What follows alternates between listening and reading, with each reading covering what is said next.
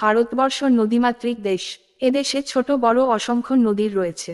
প্রতিটি নদীর পেছনে নানান ইতিহাস ও গল্প রয়েছে। এর মধ্যে এমন কিছু নদী রয়েছে যেগুলো কোনো রহস্য থেকেও কম নয়। যেখানে গঙ্গার মতো নদীকে ভারতীয়রা পবিত্র বলে পূজা করেন, সেখানে এমন একটি নদী রয়েছে যার থেকে মানুষ সব সময় দূরত্ব বজায় রেখেছে। এমনকি এর জল ভুলেও কেউ স্পর্শ করে না। কোনো প্রাণীও এই জলে বাস করে না। ভারতবর্ষের এই নদীটির নাম কর্মনাশা। এটি উত্তরপ্রদেশ ও বিহারের মধ্য দিয়ে প্রবাহিত হয়েছে। নদীটির নাম অনুসারে এই নদী আপনার কর্মকে ধ্বংস করতে পারে। উত্তরপ্রদেশের সোনভদ্র, বারাণসী ও গাজীপুরের মধ্যে দিয়ে প্রবাহিত হয়েছে। কর্মনাশা নদীটি বিহারের বক্সারের কাছে পৌঁছে গঙ্গায় মিলিত হয়েছে।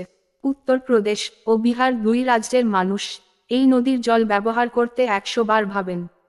এমনকি শুভ কাজ করতে গেলেও এই নদীর পার দিয়ে কেউ যায় না। লোকমুখে প্রচলিত আছে, এই জল যে স্পর্শ করবে সে ধ্বংস হয়ে সর্বহারা হয়ে পড়বে। তাই এই কারণেই কর্মনাশা অভিশপ্ত নদী হিসেবে পরিচিত হয়ে উঠেছে। আসলে কর্মনাশা নদীটির অভিশপ্ত হওয়ার পেছনে এক পৌরাণিক কাহিনী রয়েছে।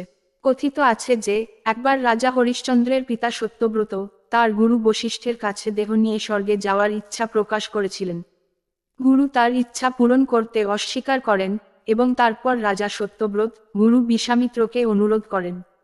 বশিষ্ঠের সঙ্গে বিশ্বামিত্রের শত্রুতা ছিল, এই কারণে তিনি সত্যব্রতকে তার তপস্যার জোরে স্বর্গে পাঠিয়েছিলেন। এমন দৃশ্য দেখে ইন্দ্রদেবও রেগে যান। এরপর বিশ্বামিত্র তার তপস্যায় রাজাকে স্বর্গ ও পৃথিবীর মাঝখানে থামিয়ে দেবতাদের সাথে যুদ্ধ করেন। এই সময় রাজা সত্যব্রত উল্টো দিকে ঝুলেছিলেন, যে কারণে তার মুখ থেকে লালা বের হতে শুরু করে। মনে করা হয় সেই মুখ থেকে নিঃসৃত লালার কারণে নদীটির সৃষ্টি হয়েছিল।